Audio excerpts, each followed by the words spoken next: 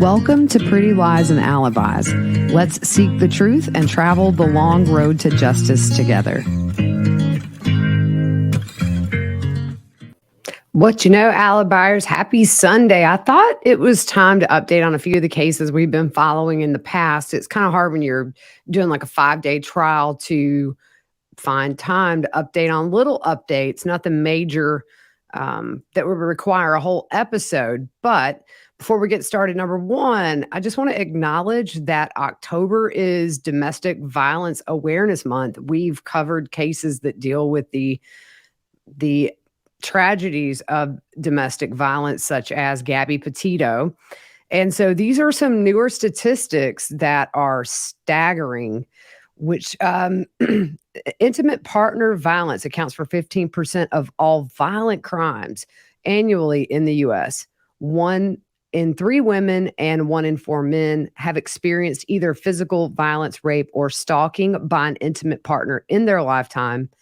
And each day in the U.S., over 20,000 calls are placed to domestic violence hotlines by people reporting incidents.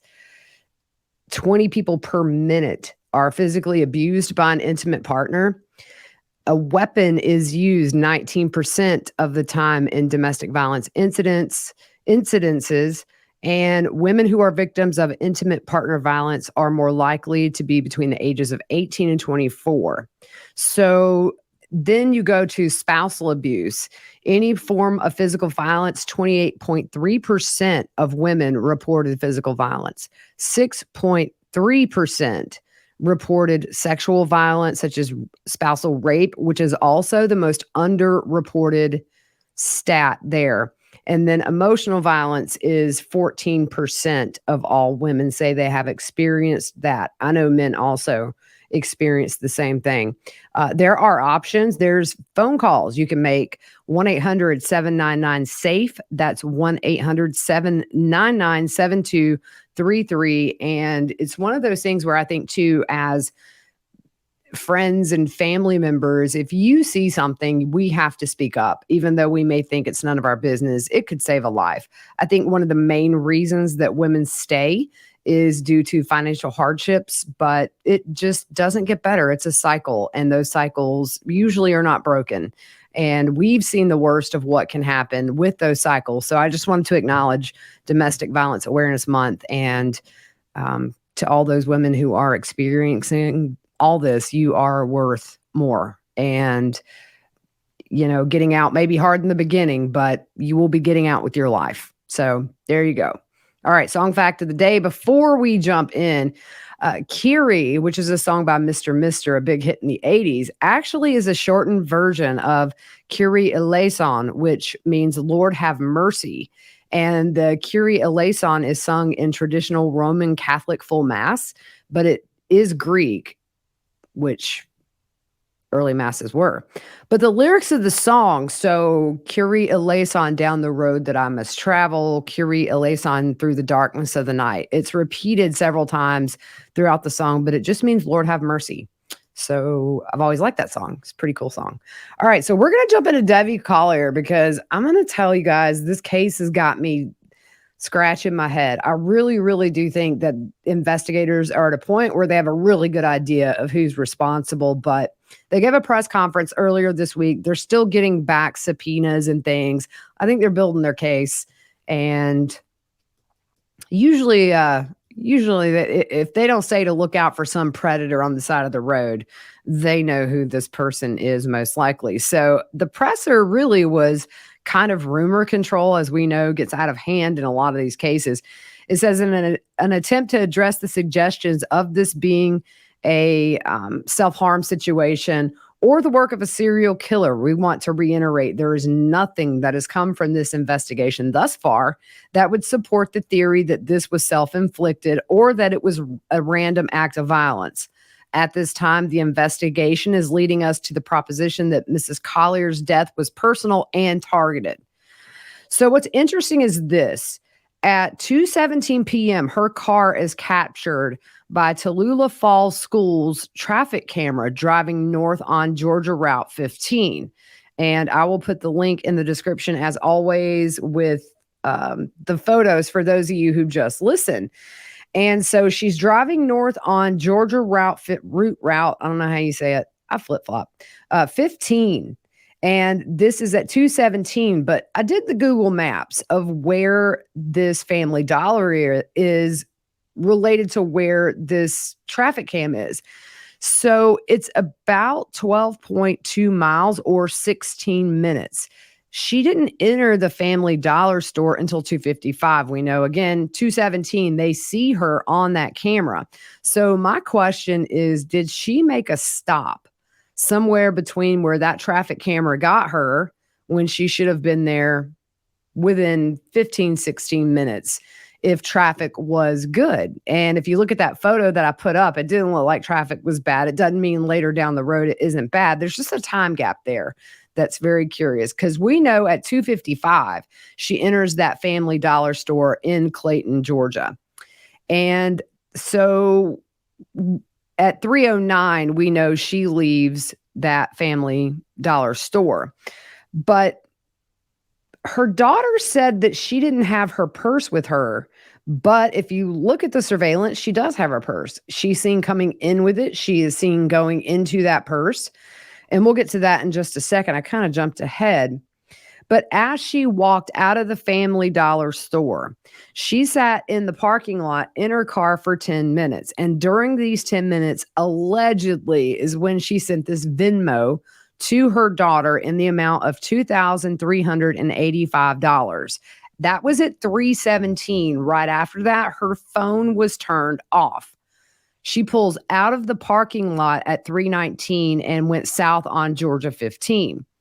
So police are waiting to find out what device the Venmo was sent from. They'll be able to tell very easily which phone. Was it actually from Debbie's phone? Did she call somebody right before?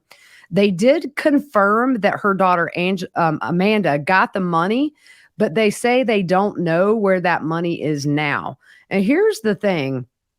When you do a Venmo, you have a couple of options. If you're not familiar with it, you can do an instant transfer into your bank account where you pay a fee, or you can set it to go into your bank account as a direct deposit without a fee, but it takes 1 to 3 business days. So it seems really weird that they don't know where that money is now. Maybe they're waiting on bank account records and things like that. The video I'm showing is of her sitting and then leaving. But, I think the thing to remember is right now, they're not confirming that Debbie actually sent this Venmo. And I'm curious why, if they have a question of where that money is now, why wouldn't Amanda offer where the money is? So we talked about the purse. The purse and the cell phone was found with her body. So, but we know, according to her daughter, her mom left with only a debit card and a phone. And that's curious. I mean, maybe she had more than one purse, but was she there when she left? Because that's not what we've heard. We've heard that that she saw her mom that night before and then talked to her daughter apparently that Saturday. I'm kind of jumping ahead today, y'all. I'm sorry. But at the press conference, law enforcement said, so there was a tip as far as her daughter being at that Family Dollar in her initial interview with police, where she was talking about her mother going to Family Dollar to get supplies to help her clean her apartment when she got back to Georgia. The investigator said, as far as anything regarding that Family Dollar visit, I don't think that she went with her. So they pulled the video footage from the store and talked with everybody who was in there. And he said, based off of that, they know Debbie was there, obviously, from 2:54 until 3:10, got into her car at 3:10 until about 3:19. And he said, based on their knowledge at this time, there was some confusion about her daughter being there with her, but they don't have any footage of her daughter in that Family Dollar. It was something that kind of started spreading around online really quickly. They also said that Amanda claimed to have talked to her mom some point Saturday afternoon. But Amanda had said she had last spoke to her mom on Friday afternoon or evening, saying that they went out to eat, ran errands, and then went home separately. which is contrary to what her and her boyfriend said as far as speaking to her on Saturday. So interesting. Investigators do acknowledge that the daughter's story has some holes in it. When asked about the possibility of Debbie meeting someone there, he says they're not ruling anything out at this point. The results of the autopsy and the evidence that they've submitted so far for like DNA, trace DNA, the autopsy itself could take up to 6 weeks. They have put a rush on it. They prioritized it. He said they've served several search warrants to different cell phone carriers and that they hope that information will give them a better idea, not only of the timeline, but also any clues as to who might be responsible for this. Another thing is her sister called 911 and said that Debbie had an encounter with an ex-convict who was driving a truck when a paint can fell off that truck and hit her car. And due to terms of his release, he wasn't supposed to be driving and asked her not to call the cops. But I really don't think this has anything to do with that. They've made pretty clear that this was not random, that it was targeted, and they haven't put any kind of be on the lookout for, somebody who's been released from prison driving a truck. I think when they don't put an alert out for a suspect or to keep your eyes open, it's close to the investigation. If you remember with the Murdaugh case, I mean, the day they announced the murders of Paul and Maggie, they never said there was a suspect to look out for. That always, to me, is a big clue that they have ideas already. So police also found an unfired round at the scene near where her body was found.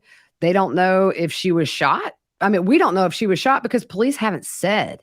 All we know is that her abdomen was burned. And law enforcement said it's very possible she could have been alive at the time she went down that ravine where she was found. And it's possible that she could have survived the abdominal wounds from the burns they saw, but they're awaiting autopsy and toxicology reports to come in. Another thing is during that press conference, they used the word suspects several times, plural. They said, we've not changed our thoughts on this being a homicide. We're still treating this as a murder investigation, and we will not change that. There was a little confusion about that because if you looked at that police report at the very bottom, there is a box checked where they kind of suspect maybe drugs was involved. And he said, so patrol deputies, when they respond to scenes like this and they don't know exactly what they have, they normally mark whatever may be applicable. And in this case, because it was so questionable and there were so many unknowns when they got to the scene, they marked it as a possibility that it could be drug related. But he said the investigation at this point is not leading them in that direction. As far as the 911 call made by her husband, he said he came home. My wife isn't home. Her driver's license is still in there. The rental car is gone and her daughter's here. This call was made around 6 p.m. on the 10th, the day she was seen at the Family Dollar and last seen alive. This was the initial missing persons report that was filed. He says, we're kind of worried about what's happening and where she's at. I was wondering if you could send somebody here. He was asked if maybe she could have went to someone's house, and he said, that's a good question. I thought she was out shopping for food. Her daughter came over with a strange message and then went upstairs to her bedroom and found out that her driver's license and credit card was still here. So that didn't sound like her leaving the house to go shopping like I thought she was. So my thing is this. I've always questioned, she gets this Venmo transfer and this strange message with that transfer that worried her, according to what she said. But why did she wait 3 hours to call 911? And why didn't he mention the Venmo transfer? He only mentions that strange message. So you would think she would tell him and that he would definitely remember, well, she sent over $2,000 to me. He said his wife had no medical issues and that he had been working all day parking cars for the Georgia football game. That alibi was confirmed. He was seen there and he left after 4 o'clock. I think phone records are going to be key. Location pings, not only that from everybody's cell phone in her family, and maybe some more information from XM Radio. You know, they were the ones that originally alerted them to the location of that van where they found her body. And I want to know, when did she leave home? At what time? And did she stop anywhere? after that car was seen going on Georgia 15, where you've got, her going down the road and there's a time gap there. So the traffic cam also, did they see any cars coming or going that are associates of hers, family members, anything? So anyways, they give the number. You can call Cale Garrison or George Kaysen at 706-839-0559 or 706-839-0560 for any information. So we're going to jump over to Eliza Fletcher, the mom who was abducted and killed while jogging. She went missing on September 2nd and her body was found on September 5th.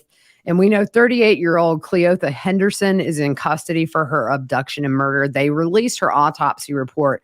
Cause of death was a single gunshot wound to the head and blunt force injury of the head. And so she had bruising on her right thigh and leg and extensive facial injuries. They didn't indicate whether or not that came from the gunshot or something else. What's interesting is she had fentanyl in her system. And the medical examiner found no overt evidence of sexual assault, which I thought was interesting because since his arrest for murdering Eliza, he's been charged in another abduction from September of last year, 2021. He was indicted September 8th. It was for aggravated rape, especially aggravated kidnapping and possessing a firearm as a convicted felon for that prior incident. And here's the thing. There's been some back and forth about this case involving this other woman from September because the Jackson Crime Lab pulled the rape kit from that September 2021 incident and tested it on June 24th of this year. So the kit came back on August 29th of this year, and the DNA database, the CODIS system, showed Cleotha Henderson as a possible suspect. But it wasn't given to TBI until September the 5th, which is actually the day they found Eliza's body. So the delay in testing the kit is now the result of a lawsuit by that victim in that case last year. She's suing the city of Memphis for failing to collect and process evidence properly. The lawsuit says investigators did not take physical evidence from the crime scene when they got there. They failed to expedite testing on the rape kit, didn't fix an issue with a lineup that could have identified Henderson and led to his arrest, which, as we know, could have saved Eliza's life and prevented this from ever happening. So, like I said, the TBI, the Tennessee Bureau of Investigations, and the Memphis Police Department are pointing fingers back and forth at who's to blame for this delay. So the TBI says Memphis PD didn't request the kit be rushed. And the Memphis police chief, C.J. Davis, told city council for us to take DNA evidence, forensic evidence, and follow up on a victim who has alleged that a rape occurred. We treat that particular incident the same way we treat others. I think that the problem is that we're just one cog in the wheel. TBI takes in not just our rape kit evidence, they take in all of our forensic evidence. We're basically right in line with the rest of the state waiting to receive those results. So TBI told the Commercial Appeal in an email statement that DNA testing at the Jackson Crime Lab, which receives most of the DNA evidence from law enforcement agencies in all of Western Tennessee, the average return on those tests was, get this, between 33 and 49 weeks. The TBI spokesperson also said there are 4 forensic scientists who work that Jackson Crime Lab, and they're also responsible for reporting to crime scenes as they happen and testifying in court in cases where they have analyzed DNA. And wow, I mean, it's scary to think that results take that long. I think that these counties have got to staff appropriately so that you're not waiting 20, 30, 40 weeks while a potential predator is out there walking around. I mean, I know budgets are tight, but you know, there are a lot of things tax-wise that states and cities spend money on that could be delegated to stuff like this that keep the general population safe. I'm not in politics. I don't know. Leticia Stauch. All right. So she filed a lawsuit against El Paso County on September 22nd for alleged mistreatment while in jail. She claims medical neglect and rights violations, including the lack of kosher food. She was late to her September 15th hearing, and she was heard saying it was due to her not getting toilet paper. And she was also complaining there was no air conditioner in the jail van. She names some deputies and a food company in her. And by the way, this is a handwritten lawsuit, y'all. And I'm not going to go through it all because it's just, it's very Leticia. So she says from July 21st or July 2021 to February 2022, her First Amendment right was violated by means of her kosher diet. She expressed concerns of her meal not being wrapped appropriately, items that were not kosher but placed in their diets, and a violation of sanitation by putting kosher on open trays. She said she alerted superiors who she says refused to contact Trinity Food Services and let administration know of those violations. She lists a bunch of dates and people she spoke to. She says staff was using a pen to put a K on non-kosher items that did not already have the standard of approval. And she said the jail played the blame game, saying that the food was the company's fault and that the administration of the jail failed to monitor and adjust the violation she complained about. She also complained she was not provided kosher meals while attending hearings, and the sack lunches were a violation of her kosher sign policy. She said after several attempts, she noticed retaliation and either wasn't given her kosher meal or it was delayed for hours while other kosher and non-kosher inmates had their meals. She said an officer sent in a violation of kosher to the religious program and they terminated her meal. She says this is because an officer observed her violating the kosher diet by eating other foods, to which Leticia said she explained came from commissary and weren't excluded in the kosher diet list. So from February 14th to August 14th, she was suspended from her kosher diet, which she said resulted in weight loss, depression, and being limited to one meal a day due to how expensive commissary items are. I'm sure she don't have anybody putting money in her account. She got meal privileges back on August 14th, and on the 17th, she told a deputy snipe that her food was not approved and it was processed with other items and that it was contaminated. She said the deputy told her, if you don't like it, don't come to jail. She goes on to say that after her arrest in March of 2020, she explained she has extensive stomach issues with irritable bowel syndrome with constipation, with symptoms present 12 days a month. Now, look, guys, she goes into great detail about her tummy issues. I will spare you guys. She lists all the dates she was having stomach issues and what was not done for her. Also, she said she rolled off the top bunk and sliced her head open, and she wasn't seen but was told to alert medical staff if she experienced the symptoms of a concussion, which she said she did and still wasn't seen. So now she has headaches, difficulty thinking clearly, and remembering information. So she lists all these defendants in her handwritten thingy of what they did and didn't do for her. So the last update, Harmony Montgomery's father, Adam, hasn't been charged with her death yet. They've ruled, as you know, that Harmony was murdered sometime a couple of years ago before she was even reported missing. He has been charged with second-degree assault, interference with custody, and endangering the welfare of a child. But his attorneys are asking the judge to suppress evidence, including statements he made to police right after investigators learned that Harmony was missing. And this was back last year. His attorney said Adam told investigators several times he did not want to talk to them, but they continued questioning him. They play an audio clip from December 31st of last year. And it says it was between Detective John Dunleavy and Adam.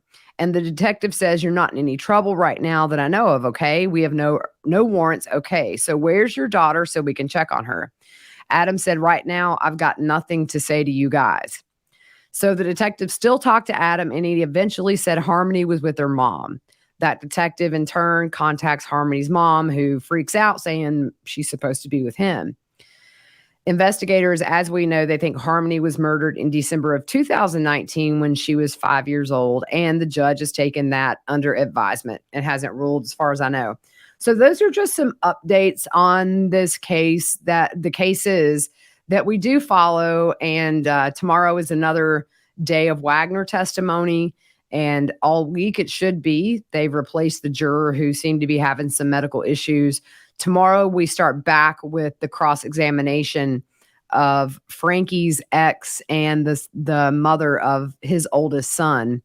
And she opted out of being recorded, but Big E's going to be in the courtroom and shoot me some notes as soon as he can. And then hopefully people will opt in tomorrow. As I've said, most of the Manley and Rodens have opted in. I want to correct one mistake. I went back and tried to edit it out. I was talking about how Kenneth had saved all this money for his daughter to go to nursing school. And I mistakenly said the Wagners seem like good people. Obviously, I meant the Rodens. I have edited it out of the video version, and the Spreaker version, I don't think it's updated on the Apple Podcast version or elsewhere. So I do apologize. I hope you guys knew what I meant. And anyways, all right, guys. So that's it. Just wanted to do some updates. If anything comes up, I'll let you know. But until then, we'll see you tomorrow evening.